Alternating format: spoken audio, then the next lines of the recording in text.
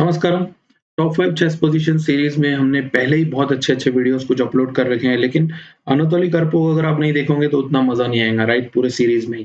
तो आज हम देखने वाले हैं अनातोली करपो की 5 इम्पोर्टेंट पोज़ीशंस, इम्पोर्टेंट गेम्स। उनमें से हम जो पहला गेम मैंने सिलेक्ट किया है वो विश्वनाथन आनंद के साथ है, जो अपोज़िट कलर बिशप में अनातोली करपो ने जीत लिया था। तो डायरेक्टली गेम की तरफ जाते हैं और उन गेम्स को डिटेल में देखेंगे। आपके लिए एक और अच्छी बात होने वाली है, इस बार मैंने लीचेस पे उनका जो सिलेक्शन है गेम्स का, उसका भी एक स्टडी पोस्ट कर रहा हूँ मैं और लिंक मैं दे दूँगा डिस्क्रिप्शन में। तो आप वीडियो देखने के बाद वो देख सकते हो डायरेक्टली पूरे गेम्स और आपको पूरा जो कंटेंट है वो मिल जाएगा। तो डायरेक्टली आप गेम की तरफ जाते हैं और उसको चेक करते हैं, राइट?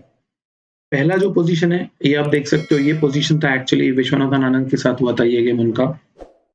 और हुआ ये कि आफ्टर बिशप सी3 क्वीन डी3 खेला यहाँ पे करपो ने और ऋषि आनंद ने यहाँ पे क्वीन डी4 खेल दिया क्योंकि उनको लगा क्वीन एक्सचेंज करके जनरली मानते हैं क्वीन इंटू डी4 बिशप इंटू डी4 और जब अपोजिट कलर बिशप आ जाता है बोर्ड पे तो ड्रॉ करने के चांसेस सच में बहुत ज़्यादा होते हैं, राइट? कभी-कभी आप पॉन डाउन में भी आप बच जाते हो। बहुत बार तो 2 पॉन डाउन में भी आप बच सकते हो, राइट? सो बिशप डी4 के बाद अभी तक ये पोज़ीशन सही लग रहा है, कोई प्रॉब्लम नहीं है। स्लाइटली बेटर लग रहा है ब्लैक के लिए क्योंकि ब्लैक के पास एक आउटसाइड पास पॉन है और खासकर ये वीक है पॉन तो ये कभी भी मर सकता है।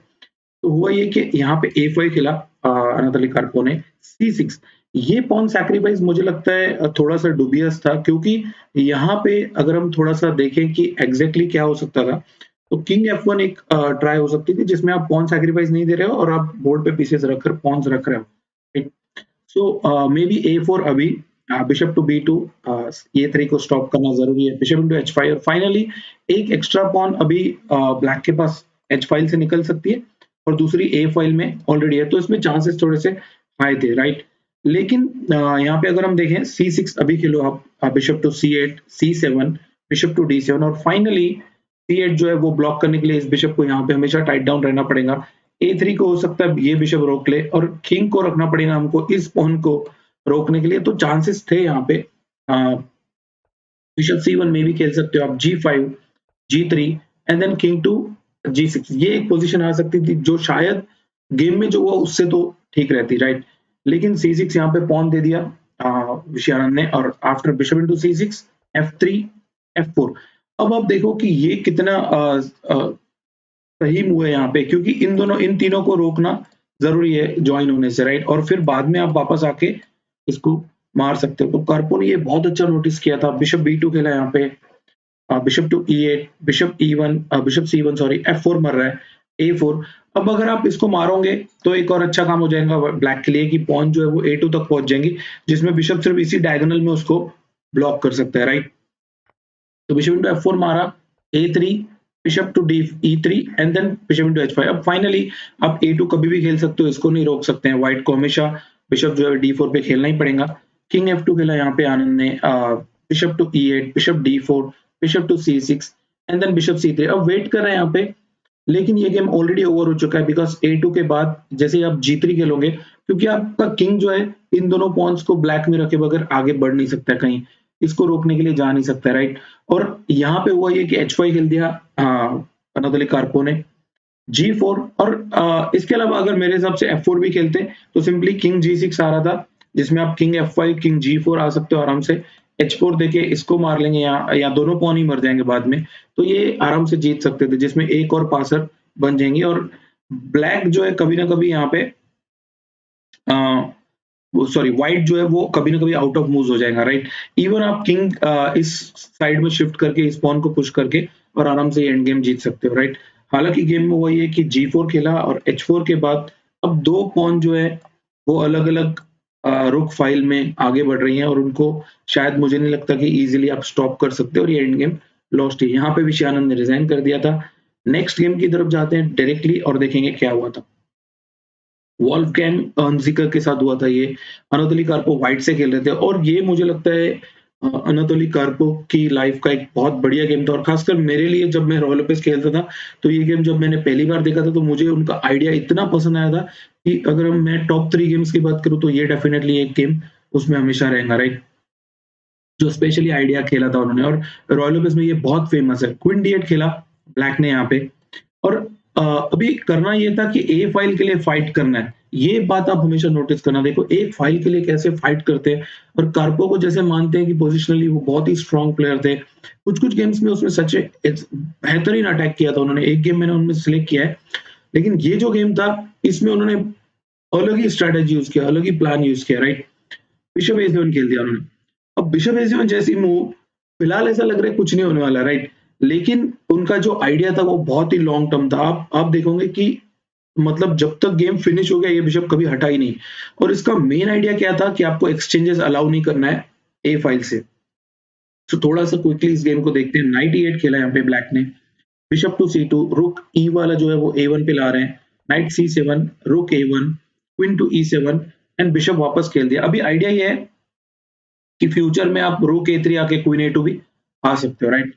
तो बिशप E8 खेला यहाँ पे, नाइट E2 और अब जो है यहाँ पे व्हाइट कंट्रोल कर रहा है सभी पोजीशंस को। आप जब भी चाहो ए फाइल से कंट्रोल कर सकते हो उसको और भी। और एक बार अगर 3 पीस आ जाएँगे इसमें, तो आराम से बिशप निकाल के हम ए फाइल के लिए फाइट कर सकते हैं। मतलब कोई ना कोई पीस आपका ए फाइल में रहने वाला है, जो व्हाइट के लिए एडवांटेज क्रिएट करेगा। नाइट D8 खेला यहाँ पे, knight to H2, bishop G7, F4। Finally अब जब ए फाइल पूरी कंट्रोल में आ ही गई है, तो F4 से अब उन्होंने और एक काम कर दिया कि अगर आप इसको मारोगे, तो D4 स्क्वायर भी मिल जाएगा फ्यूचर में और क्वीन F4 या नाइट F4 के बाद ये पोजीशन ठीक लग रही है व्हाइट के लिए, राइट? हालांकि उन्होंने एक्सचेंज नहीं किया और F6 खेला ब्लैक ने, F5 और अब आप देखो किंग साइड में भी खेल रहे हैं, क्वीन साइड में ये ए फाइल दे नहीं रहे हैं, तो एक बहुत ही बढ़िया पोजीशन ला लिया उन्होंने। G5, बिशप टू C2 वापस ले लिया बिशप उन्होंने, बिशप F7, नाइट G3। अब H5 को कंट्रोल कर सकते हैं। फ्यूचर में D1 और H5 आके ये बिशप एक्सचेंज करेंगे और आराम से ये पोजीशन में लाइट स्क्वायर्स पे भी कंट्रोल कर सकते हैं, राइट? तो यहाँ पे नाइट D7 खेला ब्लैक ने, bishop to D1, H6 and bishop H5। जैसे मैंने बोला था, क्योंकि ये बिशप इतना अच्छा नहीं लग रहा है, अपने ही पॉन्स के अंदर फंसा हुआ है, तो और ये जो बिशप है कभी ना कभी इधर सैक्रिफाइस के लिए भी आ सकता है। सो सिंपली उसको एक्सचेंज कर दिया, queen E8, queen D1, knight to E8 and rook A3। अब देखो ये एक बहुत ही बढ़िया प्लान है। खासकर मैं सोच रहा था पहले इनिशियली कि रुक A3 और क्वीन A2 एक स्ट्रॉन्ग आइडिया है, लेकिन अब वो रुक A2 खेलने वाले हैं और क्वीन A1 भी फ्यूचर में करने वाले हैं इसको एक्सचेंज करने के बाद। तो एक बहुत ही लॉन्ग टर्म गोल था उनका इस पोजीशन में और ए फाइल के भरोसे कैसे ये गेम उन्होंने जीत लिया, देखते हैं आगे। रुक किंग F8 खेला यहाँ पे, rook A2 and then finally after king G8 यहाँ पे नाइट G4 खेल दिया, बिकॉज़ यहाँ पे simply bishop into H5, night into H5 और ये नहीं मार सकते हो आप, नाइट F6 चेक में क्वीन मर जाएगा। तो नाइट G4 तो ब्लैक ने फिर से किंग F6 खेला, knight to E3 and then king G8। अब ब्लैक एक हिसाब से पैरालाइज्ड हो चुका है, उसके पास कोई प्लान नहीं है, आउट ऑफ मूव्स हो चुका है वो ऑलरेडी। बिशप इंटू F7 मारा, किंग इंटू F7 मारा एंड देन क्वीन H5। अब यहाँ पे मुझे लग रहा था कि बहुत बार आप क्वीन इधर भी ला सकते हो, बट जैसे ही उन्होंने क्वीन से नहीं मारा, नाइट से मारा, तो क्वीन जो है अब G6 आके नाइट आ रहा है, इवन नाइट G4 आ रहा है। तो दोनों ही साइड में बहुत ही अच्छा काउंटर क्रिएट किया था उन्होंने। नाइट वापस खेला, क्वीन टू G6। अगर आप मारोगे तो जो नाइट है उसको F5 स्क्वायर मिल जाएगा। किंग F8 खेला and finally night H5।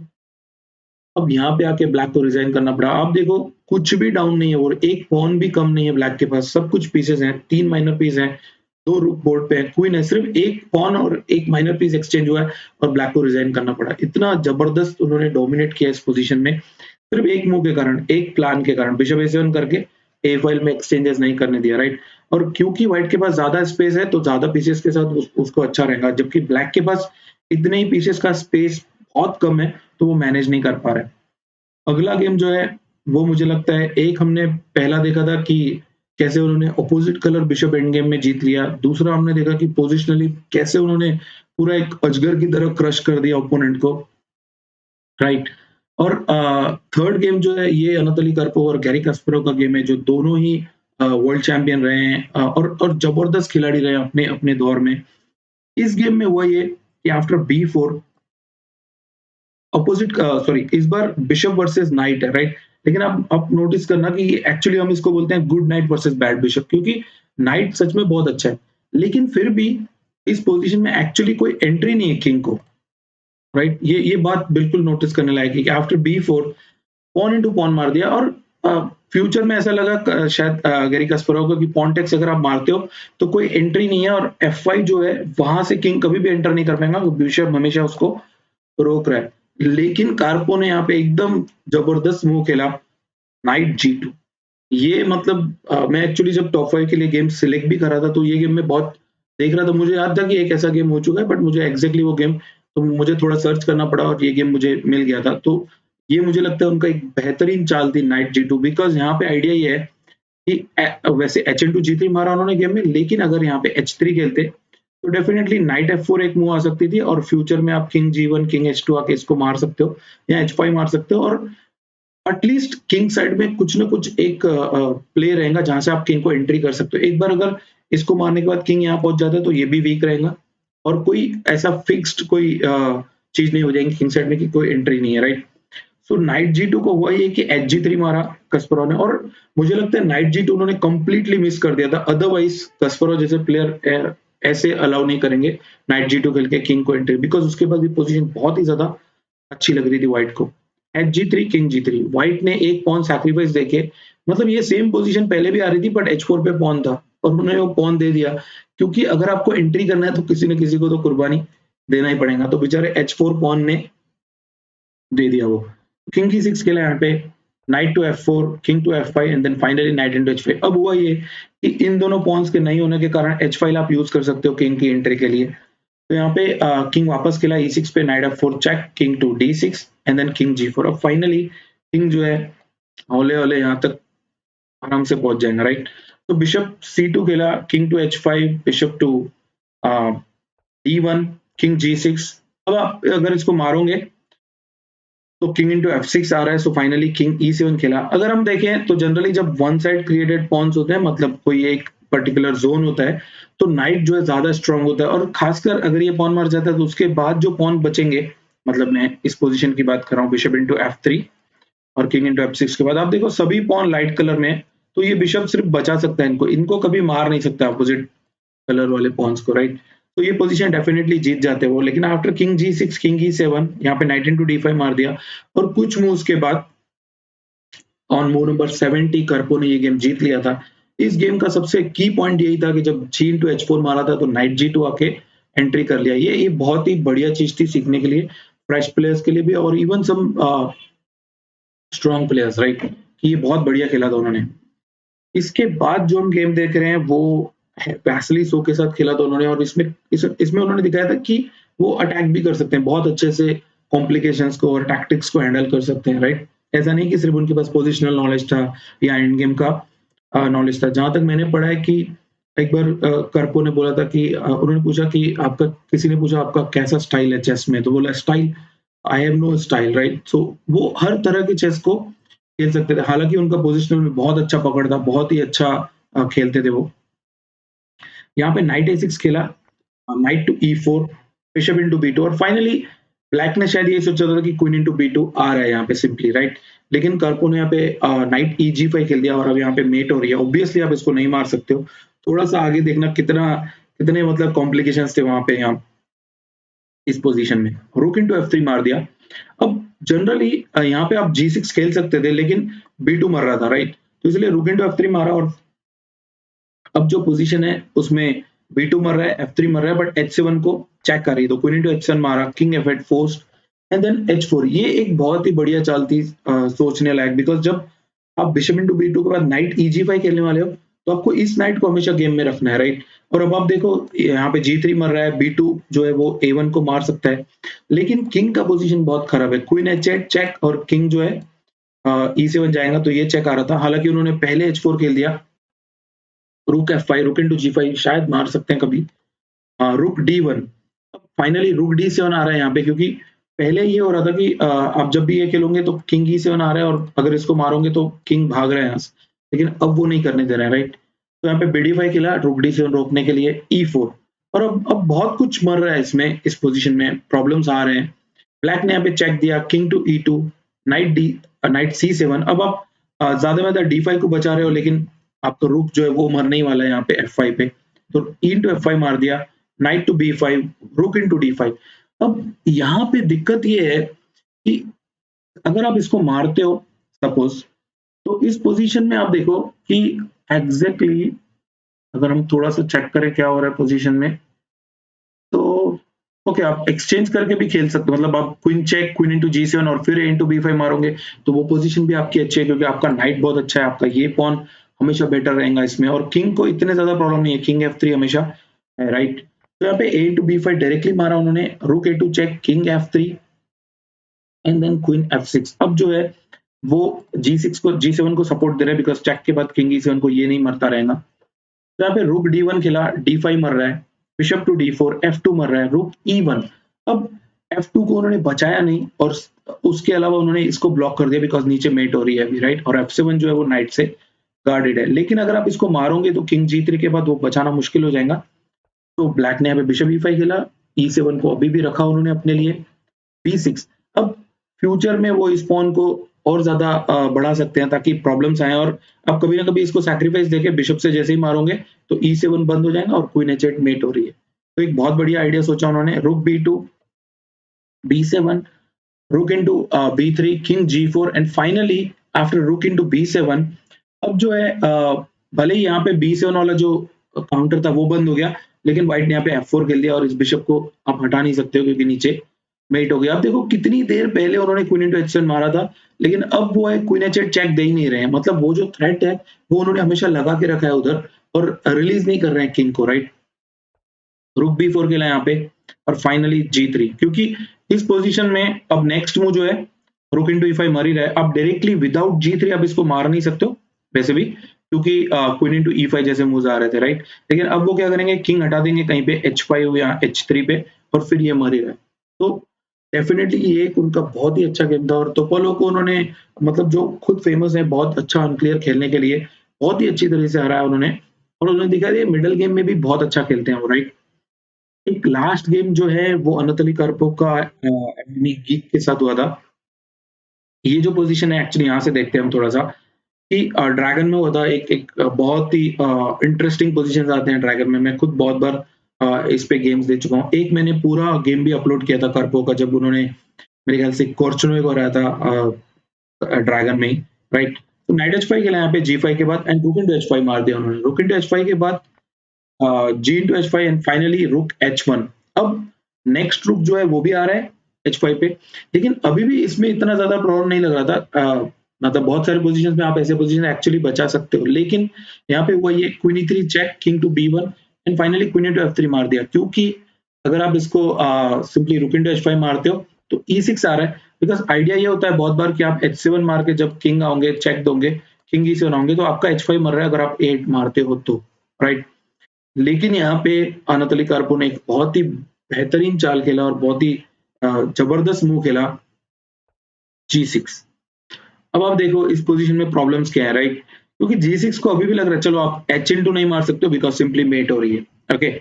So G6 को यहाँ पे हुआ ये कि नाइट इंटू G6 मारा उन्होंने, राइट, क्योंकि अब अगर अभी भी आप मारते हो तो एटलीस्ट H8 गार्डेड है और किंग F8 के बाद कोई प्रॉब्लम लग नहीं रहा है, राइट। लेकिन यहाँ पे एक और अच्छी मूव आ गई, जैसे ही नाइट G6 खेला, queen into H7, king F8 and finally अब आप देखो इस बिशप को और क्वीन को कनेक्ट कर लिया उन्होंने इस पॉन के लिए, एंड देन ही प्लेड रुक F5। ये एक बहुत ही बढ़िया मूव है। मुझे याद है मेरा एक गेम हुआ था बहुत पहले ठाणे में, आई थिंक 2003-4 के आसपास। उसमें ड्रैगन में मैं व्हाइट से ही खेल रहा था, और वो गेम जरूर मैं आपको कभी दिखाऊंगा। इसी टाइप से एक कॉम्बिनेशन आया था, तो मैंने नाइट F5 सैक्रिफाइस दिया था। तो ये जो है रुक F5 सैक्रिफाइस के बाद अब आप ऑब्वियसली मार नहीं सकते हो क्योंकि यहाँ मेट हो रही है, राइट। तो रुक F5 के बाद हुआ ये कि यहाँ पे क्वीन B3 मार दिया उन्होंने, क्योंकि ये शायद ओनली चाल लग रही है अगर आपको गेम कंटिन्यू करना है तो, राइट। हालांकि इसके बाद आसान था विन निकालना, बिकॉज A into B3 का अगर आप इसको मारते भी हो तो यहाँ पे नाइट F4 खेल दिया उन्होंने। नाइट F4 को एक्चुअली यहाँ पे आप इसको मार नहीं सकते हो बिकॉज चेक में जो है 8 मर जाएगा, और बिशप नाइट के अगेंस्ट क्वीन जो है वो जीत सकते हैं, राइट। लेकिन शायद ये एक चांस वो ले सकते थे कि इसको मार दो और फिर लास्ट में पॉन टेक्स मारो, ताकि फिर भी कुछ गेम कंटिन्यू हो जाए। हालांकि गेम में ब्लैक ने रुक D8 खेला, queen H6 check, king to E8, knight into knight, pawn into knight and queen check. अब फिर से चेक आ गया, और फाइनली किंग E7 के बाद क्वीन G5 खेला, king to E8 and finally pawn into pawn. अब मुझे लगता है ये पॉन जो है वो गेम को डिसाइड कर देंगे, क्योंकि हमेशा क्वीन जो है चेक देके इसको पुश करता रहेगा, और आप बिशप या रुक किसी से भी इसको रोक नहीं सकते हो। एक ना एक पीस आपको देना ही पड़ेगा और उसके बाद वो पोजीशन क्लियरली विनिंग है।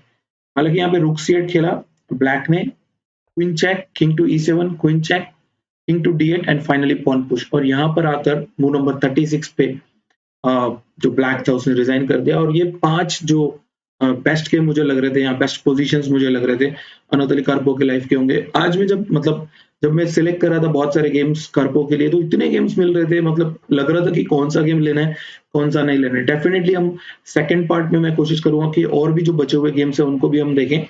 बट हाँ, कार्पोव जैसे प्लेयर को डेफिनेटली आपको फॉलो करना चाहिए अगर आपको चेस को अच्छे तरीके से समझना है तो, राइट। अगर आप सीरियसली चेस को खेलने की कोशिश करते हो या फिर आपको पसंद है अलग लेवल का चेस भी, खासकर बहुत बार पोजिशनली बहुत ही अच्छा खेलते हैं वो, राइट।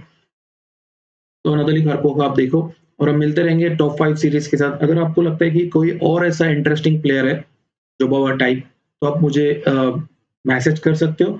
और जो जो मैंने बोला था कि ली चेस पे मैंने उसका स्टडी इन पांचों गेम्स का अपलोड कर रहा हूँ, वो आप जरूर चेक करना। मैं डिस्क्रिप्शन में दे दूंगा लिंक उसका या मैसेज में, राइट। तो मिलते रहेंगे, बाय, थैंक यू, खुश रहो, मस्त रहो, स्वस्थ रहो, बाय।